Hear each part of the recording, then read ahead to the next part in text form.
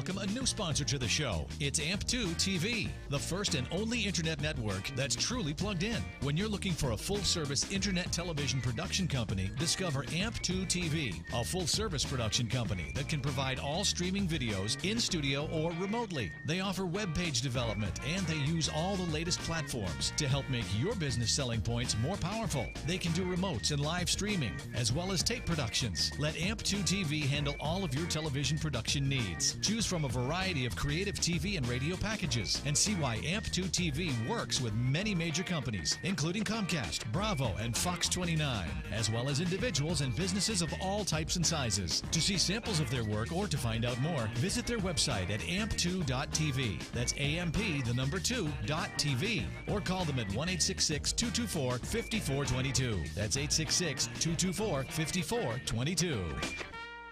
The opinions expressed on the following sponsored program are strictly those of the host, guests, and callers, and not necessarily those of this station, its staff, management, or sponsors. AMP2.tv presents Tell Us Your Business, where you're invited on the air to tell us what makes your business stand out in the community. It's important we hear from you to tell us all we need to know about what you do best. Tell Us Your Business uses the latest radio and television production systems, and all shows can be seen on AMP2.tv. If you have a question for our guest, call 888-565-1470. Now, let's get ready as our guest hits the airwaves and informs us about what we need to know on Tell Us Your Business. Hello, and what is up on this Tuesday evening, July 17th? I am Kendra Erika, and this is Kendra Live, Tell Us Your Biz. And I'm just so excited, just, you know, the feeling of being here with this lovely guest of mine. And as you know, I always bring on socially redeeming guests, you know, people that have something of substance to really offer in this world. And I really want to introduce my one of my good friends, McLean Bailey, who is from Namibia, and I've been on social media.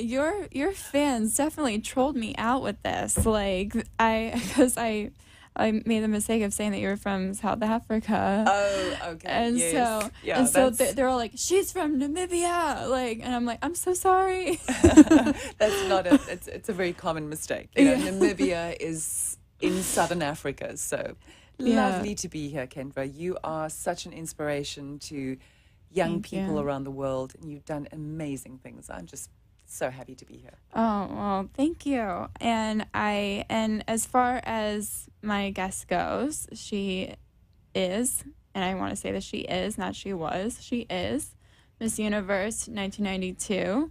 And, you know, just that title itself, I mean, you just embody it so well.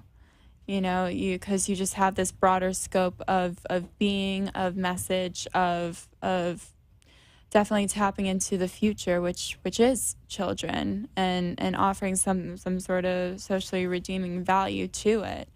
And I just have a lot of questions, because your bio is just exquisite and so extensive, and it's something that, you know, I really admire to emulate, and, you know, just be sort of like that whole iconicism factor in our world. And I just want to ask you, you speak so much about education and about seeing the bigger picture, and what are your thoughts on you know, your optimism behind children and their future, especially when it comes to social media and how they're just so overwhelmed and so attached to it nowadays?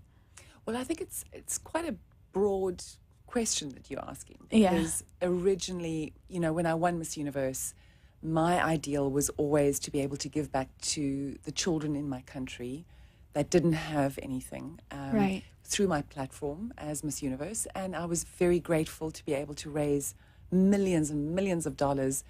Even Brad Pitt and Angelina Jolie had their baby in Namibia, and we did 10 projects together. So Right. we did, and I've got a primary school named after me. So it's been amazing to do that. But, you know, the idea behind education is about it's empowering people, and Mandela in South Africa has always spoken about this.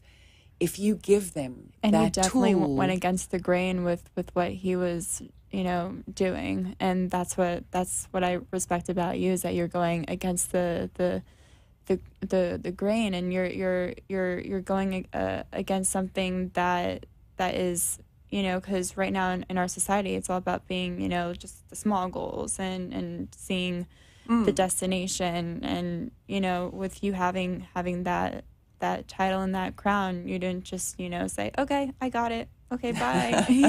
Well, I kind of when I said the last question was, what would you do if you were made leader of your country, right? And it seemed like a cliche answer and question, and I said I'd look after the children, and I did 26 years later. So my foundation is still in Namibia, McLean Children Trust.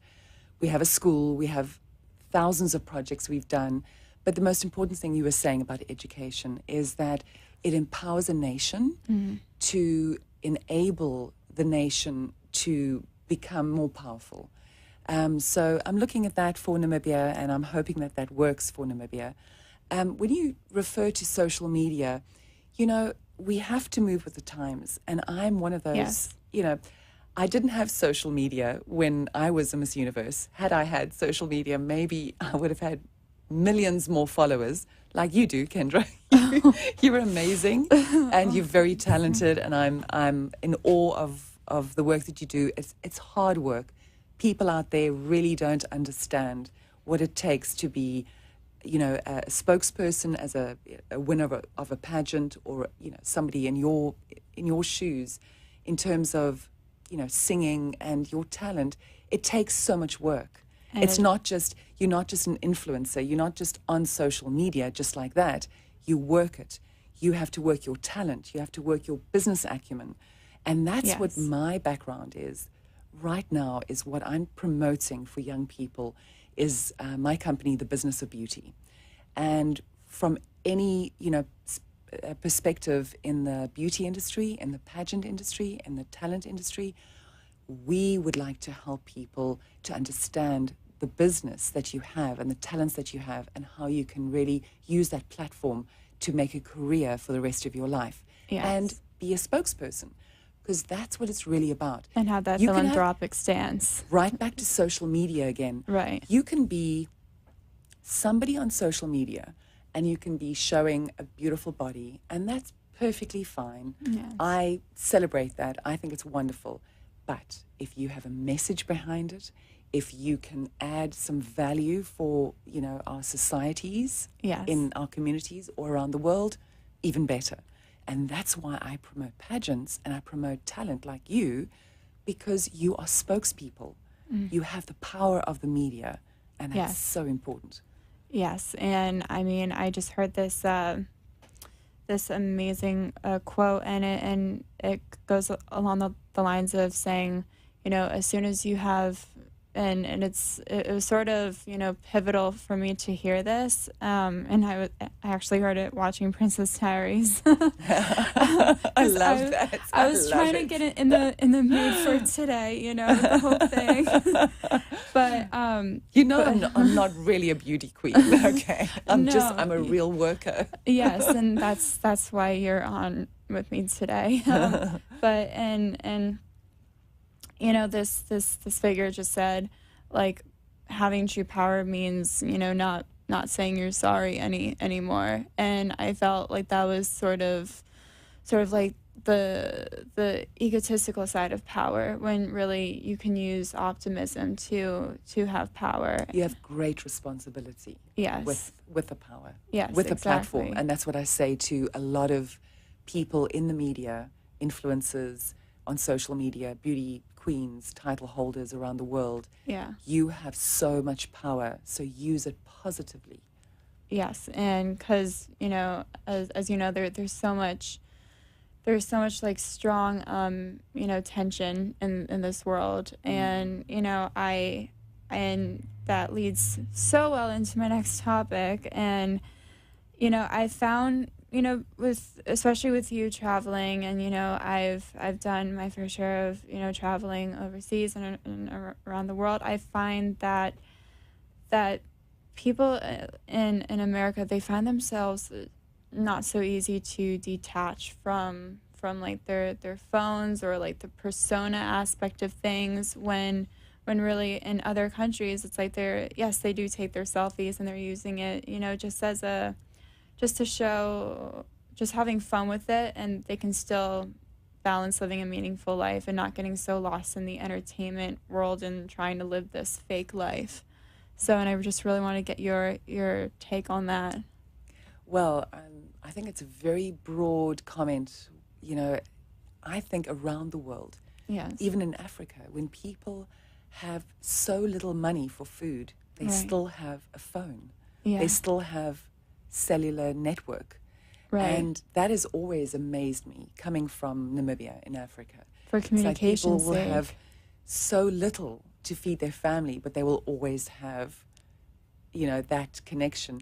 And social media, I think, will always be that connection around the world. People are, that's our new lifestyle. We have to grow into that. Yes. And I'm all about evolution and, going, as you said, with the times. I just see a really, and I'm sure you see more of a healthy way of going about it. Well, I do think it has a very positive aspect to it, because I raise millions through the fact that I now have social media, which I didn't have 26 years ago when I started right. my foundation, McLean Children Trust. So now I have that easy access. And around the world, response. So that's a positive side of it. Obviously, right. The other side of it, where people get distracted and they don't actually communicate with each other anymore, in terms of partnerships or relationships or families, I think that's something we have to take on ourselves as a personal, mission. Right. That we actually keep our personal relationships and we don't allow social media to change that. Exactly. And I mean, I always say I'd rather communicate with someone face to face rather than screen to screen. Yes. Just so, because I'm an artist, I'm empathic. Like, I need that sort of energy, I need that vibe. Yes. I agree. And so, something that is man-made. I mean, just electromagnetically we can get, sort of lost in the communication aspect of it. But something that is so relevant now, especially, is the World Cup, and tell our listeners of your involvement on the World Cup itself in the past.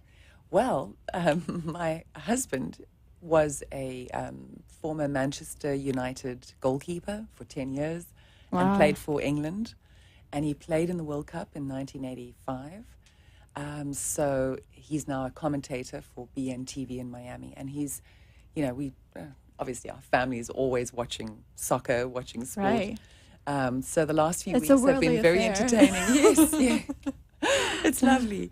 And we got the kids around. I'm actually a grandma, so I'm a grandma, but Gary's daughter had a baby a year ago, so I call myself Glamour, not Grandma. Oh my gosh. So we had the whole family around, and You're a Glamour? Yes. Oh my God. I am.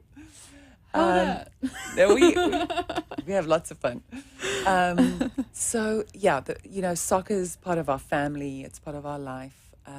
Sport is also very important, I think, for anyone. In terms of and it breeds healthy competition, and it allows you to push your own limits and to challenge yourself. Yeah. And it's like when I was on the varsity golf team, and my dad always was instilling that sense of pastime and grit and challenge and work ethic, so I can just see how that is also a part of your life, because you just see that challenge, and you definitely meet it head on.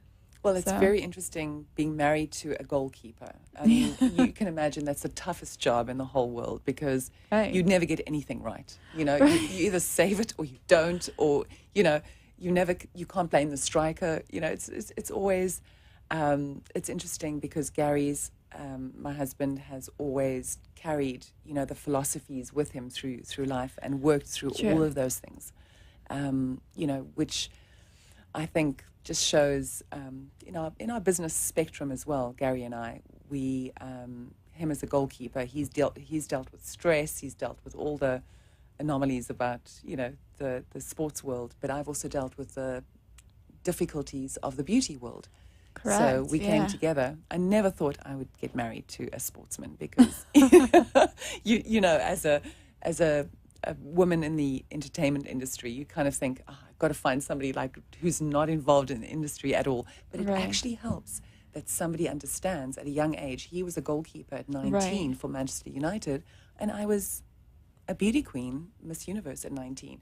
So you understand that fame and that, you know, that hype, and, you know, somebody that really gets it. Someone that can be your calm from the storm, and that can, you know, help you navigate through the waves and everything like that. I just see it as like being on a boat, and, you know, there's all these, you know, tidal waves, and you're just like lost in this whole hurricane, but you both are steering it very nicely and and dodging those icebergs. Exactly. They're gonna happen. Life happens. But for all of our listeners who do want to call in, that is an option. Call us at 888-565-1470, 1470, and talk to Michelle or I if you have any questions. But I do want to go into one of your most recent endeavors that is cooking up very nicely, and that's the book. So, do you can you reveal anything? Can you like put us into a little bit of like a sample of what's to be expected, or what it's going to be about, basically? Well, actually, more interestingly is the concept of the business.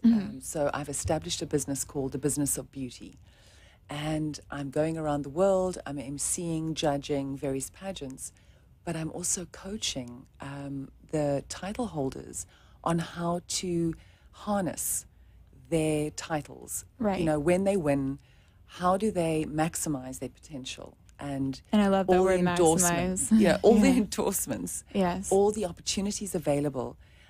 You get so overwhelmed in your year as a title holder. As you know, when you win an award, you just get so overwhelmed. And so it needs to take somebody to just coach you into understanding that you need to harness that, all your contacts, and make sure that you have a very long career after that. Right. That you have longevity, and it's not just like, okay, wham, bam, thank you, ma'am. Got it on. Okay, I'm good. Can't just do it short term, because like a sports person, you only have a certain yield, a few years of, there's a lifespan for a woman as well. We are young, we are beautiful for a certain lifespan. And then you have to be honest. You have to make that work for you long term.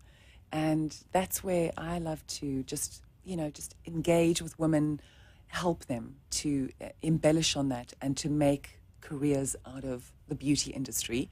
Yes. And the book is part of that. It's inspirational stories from women around the world. So there was a former Miss Universe before me who was running for president of Venezuela. And she almost won. You know, there are inspirational stories like that we're going to put into the book. So it's going to be very exciting. And you actually just said something that really hit home with me, because especially in music nowadays, especially in like the pop industry, it's so ageist, and the fact that they're going after, or they're like the oversaturation of like young teens nowadays, and they're making it seem like it's Tudor England all over again. It's like as soon as you hit like 35, you're done. You know what I mean? And like giving. It's like. So I've definitely felt that sort of pressure. Me approaching my mid-20s right now, I feel like my mind is my biggest weapon, you know, in this world, because I have had a lot of experiences going through this industry. And I was just speaking to Freddie about this. Like, I've had my fair share of not so genuine people, you know, Yes.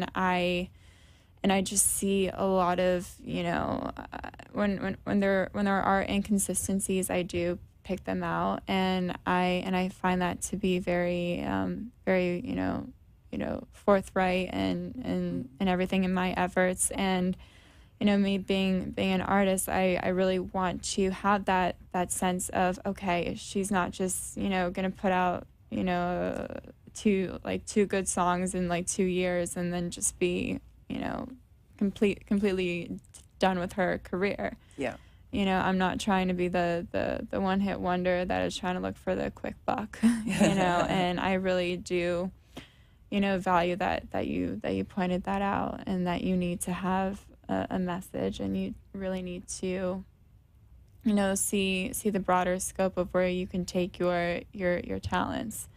So and that's something that I really just want to say thank you for, and for highlighting that, and for our listeners, and for, you know, our followers. Well, thank you. Well, thank you for having me on the show. And, you know, just to say that the business of beauty, what I, you know, promote is all about helping, you know, young people realize that their talents can go further than just, you know, just to be recognized right now in this moment. Right. That you can take it further with the context that you have. It's an amazing platform. What an amazing opportunity. So when people say to me, oh, pageants are so passé, and I go, really? Because they give a whole spectrum of opportunities to women around the world, not only, you know, scholarships, but they give business opportunities. Correct. And to help other people. So for your, you know, in your case as well, when you get an opportunity in the music industry, it amplifies everything that you're doing, because you're helping other people as well. So Exactly. I admire you for your work as well. Oh, well, thank you. I mean, I do try to be as socially redeeming as possible. You know, like I say, you'll never see me write a song about, oh, let's go out tonight, let's get a bottle at the club, let's listen to, like, you know. It's not about that, though. I've seen you at events Right. early in the morning. You know, nobody's there to really watch you. There's no big crowds, but you're Right. there to support. And that's, Yes. you know, for me, it's the same heart. It's wonderful to see. Well, thank you. And I mean, in recent events, I mean, as far as this, you know, just focusing on the empowerment of women and their minds, and that in part of, you know, eliminating the whole swimsuit category. I mean, that was really groundbreaking, you know, just to, you know, and I know that there is a certain, you know, celebration behind, you know, the female body and everything like that. But I just really wanted to get like your you know, perspective on that, and how that's, you know, futuristically going to affect other events that are coming up. Well, firstly, okay, let's be honest about this. The entertainment industry, films, music, everything is about celebrating beauty and beautiful bodies. Right. So, you know, we get models that never have a voice, that are, you know, huge hits on campaigns and make millions for different cosmetic companies. We get actresses who take off their clothes and have a script given to them. They don't have a voice. But then we get, you know, women who enter pageants, and they actually have a voice, and they are ambassadors for their countries, cities, counties, you know, whatever it might be. And they have an opportunity to be like really a vocal voice piece for whatever, you know, platform they want to work on, and for wonderful opportunities in the world to raise money, to uplift communities. So when a pageant decides to take away one aspect of a pageant, which is, the definition is celebrating beauty, Right. and why not just call it a scholarship program then? Exactly. Or just, so or from just my like perspective, the pageant, you know, instead of beauty pageant. From my perspective, none of these women are dragged in to enter these competitions. They enjoy it. They enjoy celebrating their bodies. They enjoy celebrating the fact that they have those skills to be I mean, someone to go on stage and to answer questions that a president in 4 years of being in his office would not be able to answer. Yes. Some of these judges ask these questions. It's like, and these young women are able to do that. That's amazing. No, so they have, they have a platform. So I would have to say, when it comes to when you have skills as a 100-meter runner in the Olympic Games, you have those skills. Yes. And it's okay to have those skills. They celebrate it. So why not for a pageant? I don't see a problem with that because you have many, many other platforms and opportunities that these women get. Right. So it's not just about walking on stage in a bikini. So it's just like for you, it's just like, oh, it's like it doesn't make a difference really in the whole pageant aspect of eliminating the bikini aspect of it. No, I'm saying that a beauty pageant is a beauty pageant. Are you going to call the Olympic Games 100-meter race? We're going to just do it 100 and, just 2 meters. Right. No, we're not going to change the fact that this is a pageant. Right. And so it needs changed. It needs to be in its full capacity. And celebrated. Yeah. There's nothing wrong with a woman celebrating her body and celebrating, if you're doing a pageant, you have this platform afterwards to do all the work that you do, which I've done over 27 years. And I find that the display of these figures and everything and the female bodies is very tasteful. But let's go back to, let's look at all the magazines. Yes. And all the campaigns out there. All celebrities, all half, undressed. They don't have a voice. And actresses all over in every single movie can get undressed. But it's not, it's not recognized as, oh, that's demeaning. The whole thing about feminism and the Me Too movement is it's not about, if a woman chooses to be there and celebrate her body, there's nothing wrong with it. It's actually the antithesis of what feminism is saying. It's like, we want to be out there, we want to celebrate. So let's do it. And I really appreciate you coming on here to highlight that, because that's what I've been like trying to tell people this whole time, is that, it's women just need to stop like victimizing themselves and just to empower one another in this sense of progression, and not focusing on the men or trying to, assassinate men. It's not their fault. It's not their fault. It's not their fault. We need to just be who we are and celebrate that. And on that note, I really want to say thank you to my guest, Michelle McLean Bailey. You can find her on social media, as we were discussing, and thank you so much. And the business of beauty. Yes. Thank you, Kendra. It's been amazing so much to be with you. Thank you. Take care, everyone.